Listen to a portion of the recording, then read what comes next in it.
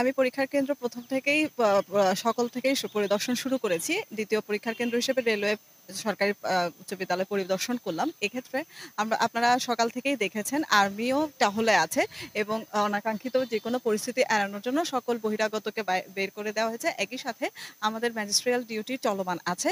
Tag অফিসাররা তাদের দায়িত্ব পালন করছে এবং সর্বোপরি শান্তিপূর্ণভাবে আইন শৃঙ্খলা সুষ্ঠু থেকেই পরীক্ষা পরিচালিত হচ্ছে।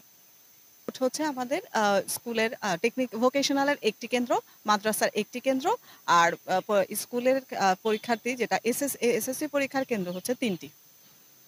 আমাদের এখানে যথেষ্ট উৎসবমুখর পরিবেশে পরীক্ষাটা অনুষ্ঠিত হচ্ছে এবং ছাত্রছাত্রী এবং স্টুডেন্টরা সকাল থেকেই তারা খুব শৃঙ্খলার সহিত তারা কেন্দ্রে প্রবেশ করেছেন এবং কেন্দ্রের পরিবেশ পরিস্থিতি আপনারা খুব শান্তশিষ্ট এবং সুষ্ঠুভাবে পরীক্ষা অনুষ্ঠিত হচ্ছে।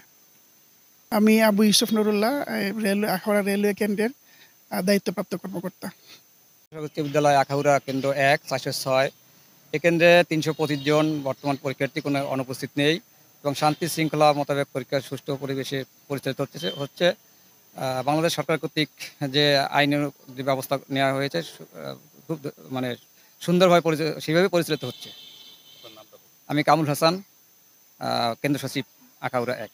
পরীক্ষা দিতেছে, হ্যাঁ মোটামুটি ভালোই ছিল। এখন নীরব আছে, শান্ত আছে, কোনো ঝামেলা নাই। মেয়ে দিতেছে, পরীক্ষা দিতেছে। ভিতরে তো আমরা যেতে পারতেছি না, এখন বসে রয়েছি মেয়ের জন্য। পরীক্ষা দিয়ে আসুক, বোঝা যাবে তখন কেমন প্রশ্ন হয়েছে বা কি দিছে জানা যাবে তখন। হ্যাঁ ইনশাল্লাহ আমার মনে হয় ভালো। আমার মেয়ে যেটুকু পরীক্ষা পড়ছে এতটুকু যদি কমান আসে ঠিক আমার মেয়ে পাশ হইতে পারবো। পরীক্ষা দিতেছে আর কি, এমনি প্রস্তুতি ভালোই। সায়েন্স থেকে পরীক্ষা দিতেছে, রোল নাম্বার ৩ ছিল। সব পরীক্ষাতে ভালো করে আসছেন, বাকিটা এসএসসি পরীক্ষাতে আল্লাহ জানে।